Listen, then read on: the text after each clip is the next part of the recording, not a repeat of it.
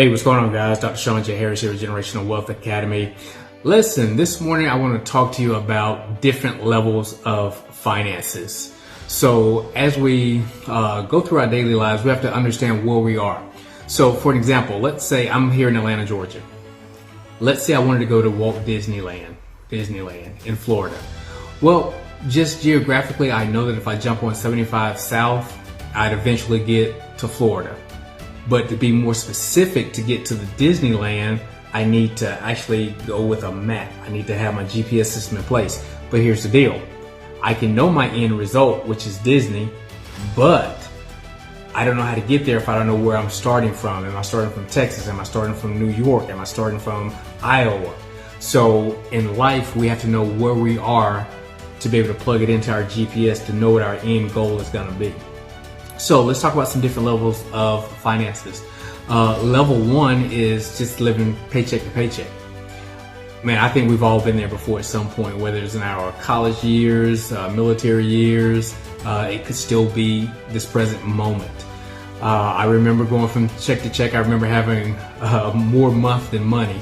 It's like you get paid on the first, and I was in the military, and it's like your money's all gone by the 7th. And it's like, man, how am I going to manage the other 3 weeks of the month financially?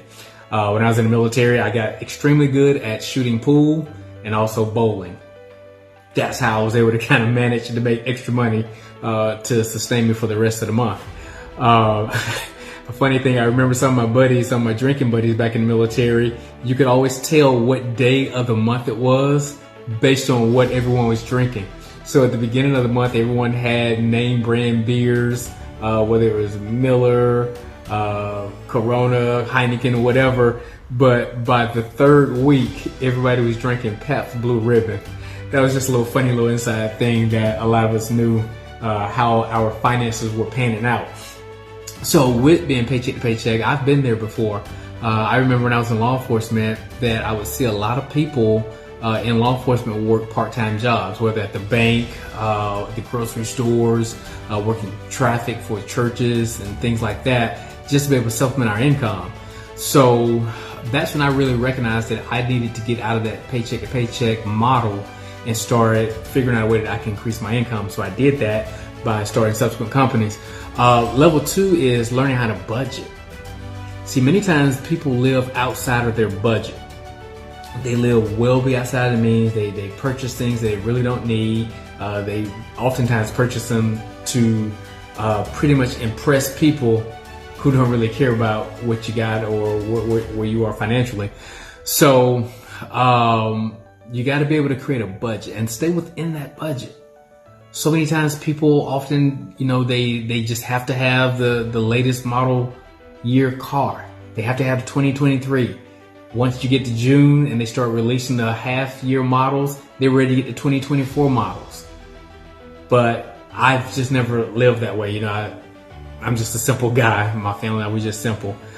Be very transparent. I drive very early 2000 model vehicles. I got a 2003 Hummer. I got a 07 Expedition and an 08 Tahoe. Now here's the deal.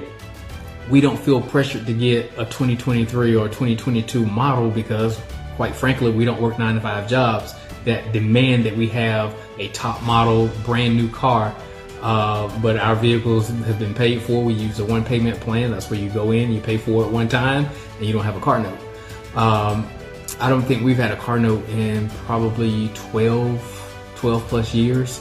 So that frees up capital for us to be able to deploy those funds elsewhere to invest, or either we put that into income producing assets that make us money. So again, it's all about a mindset, money management, wealth creation. It's all about mindset, a paradigm shift.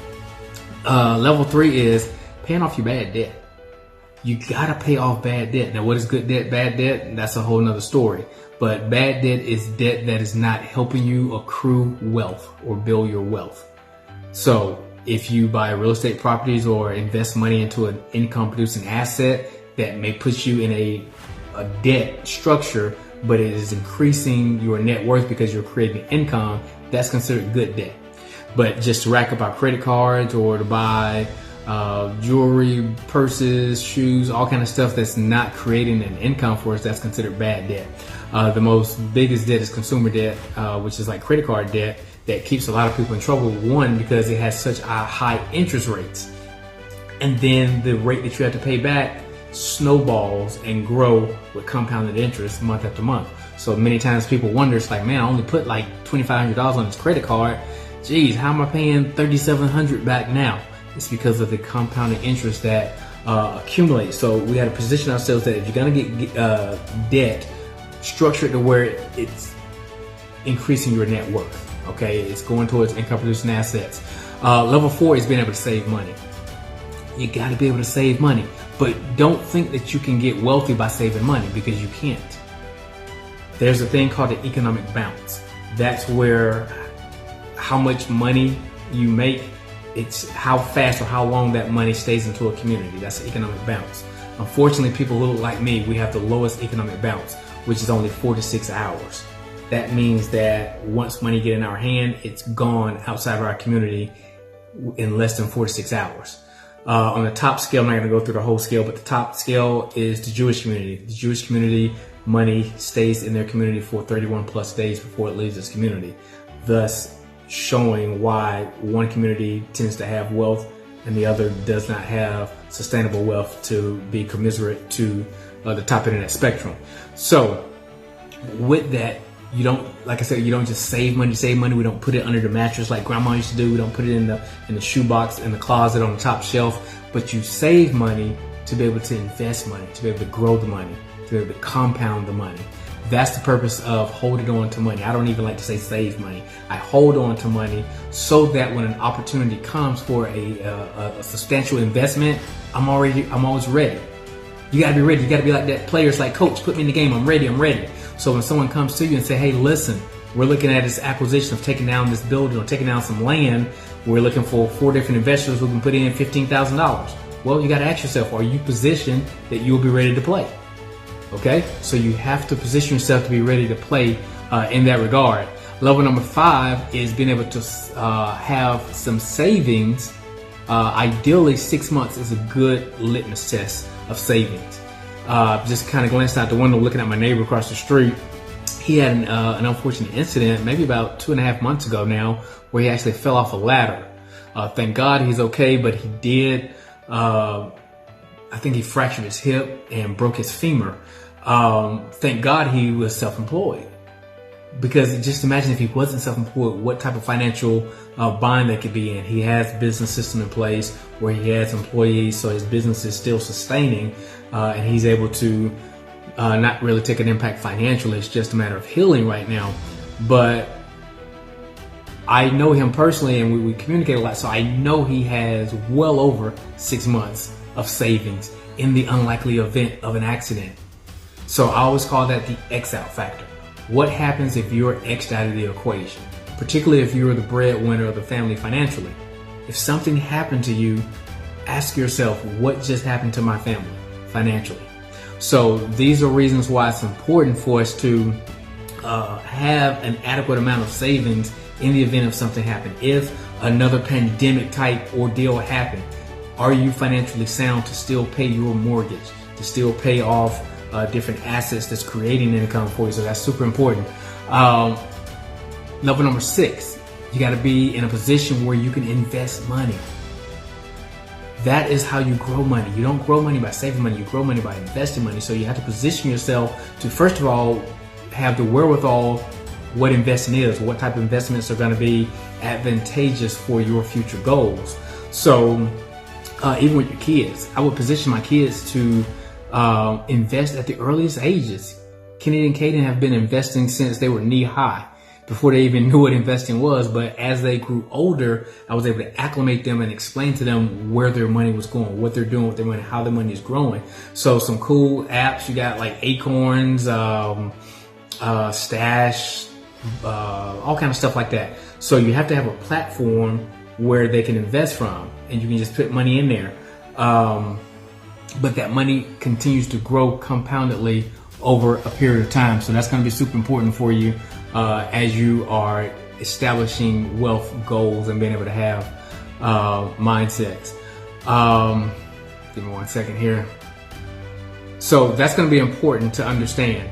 The next thing I want you to understand is being able to earn money. As I said, in law enforcement, I was in a position where I was only making a certain amount of money. I knew how much money my paycheck was going to be, and that number was not going to go up. So I had to position myself that I wanted to make extra money. I had to do something extra. So that's when I started my real estate companies.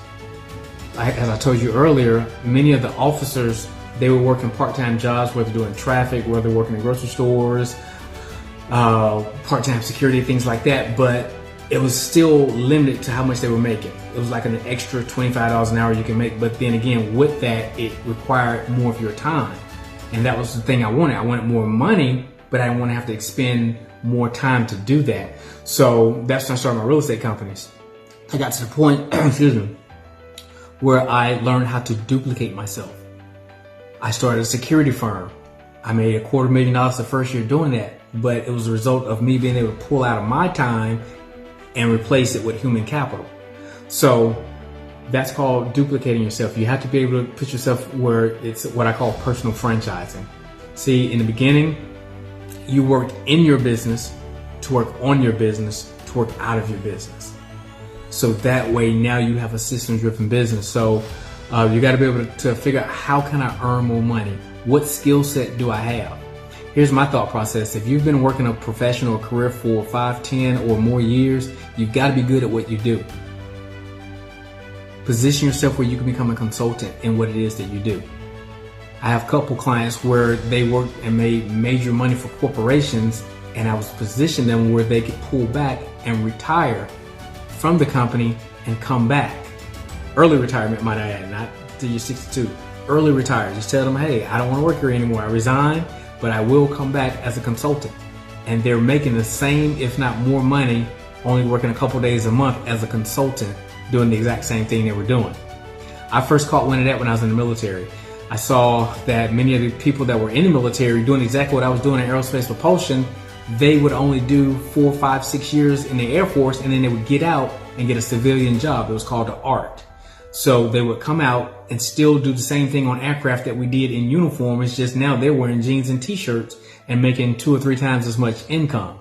So that's why I understood that model of creating more money. Then level number 8, you want to get to the point to where you are able to invest 50% of your income. That should be a goal for everybody. It's to say, hey, I want to be able to financially be secured enough that I can take 50% of my money, put it over here, and let it work. Deploy that capital in different areas where now it can exponentially grow financially, because I invested it and parked that money in good places. So that's going to be super important too.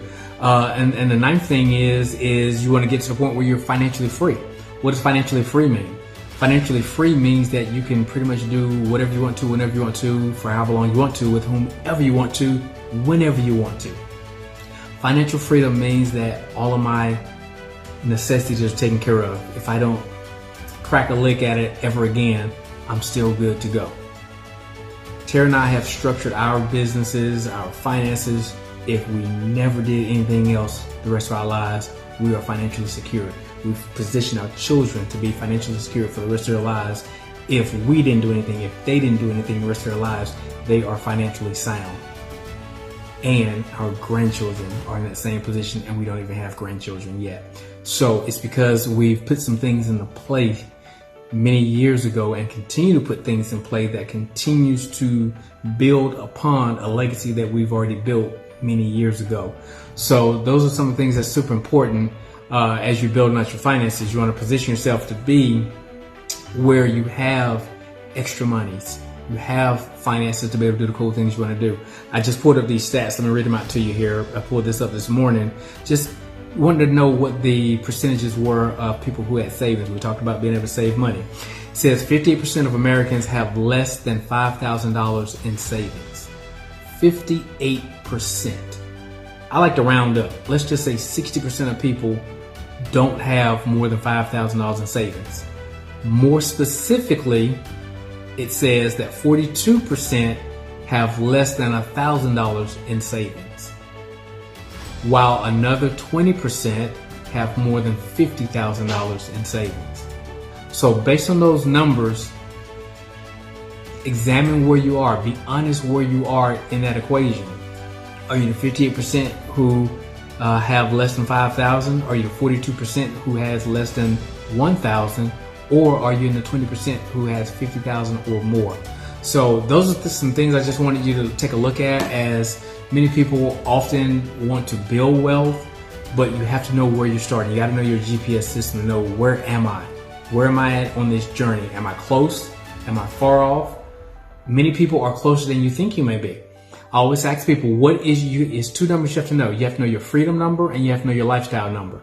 Your freedom number is what amount of income do I have to make that I can match or just be a little above my 9-to-5 income, and I'm good. I'm financially free. Everything's taken care of. Bills are taken care of. Kids' education taken care of. Extracurricular is taken care of. That's your freedom number. Then your lifestyle number is that number plus the money that you would need to be able to live the lifestyle that you desire. You may want to be bi-coastal. You may want to be dual citizen, where you're living here in the U.S. and also have a home abroad.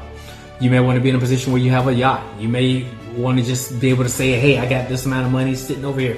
That's your lifestyle number. So those are two numbers that at some point you have to sit down, write this down on paper, and ask yourself, what is my freedom number?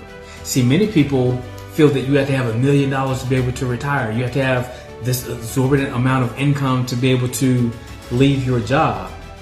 But in fact, you have to do some math. You have to do numbers. See, I've always been a numbers person. So you may say, well, I make X amount of money per month. But if you didn't have to go to the job, if you didn't have to buy a wardrobe for work, you didn't have to pay extra money for lunch, you didn't have to do all this extra stuff, that number to sustain your household a month will probably be here. So now this is the amount that you really have to satisfy.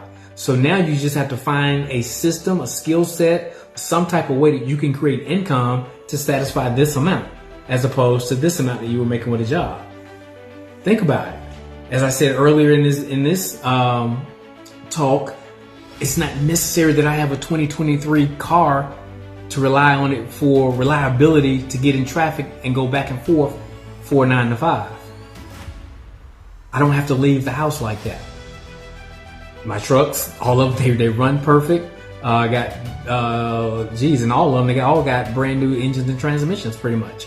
So they're brand new vehicles and I still don't have a car note. So this is the way you have to start thinking as you are building and structuring out your finances and your wealth creation.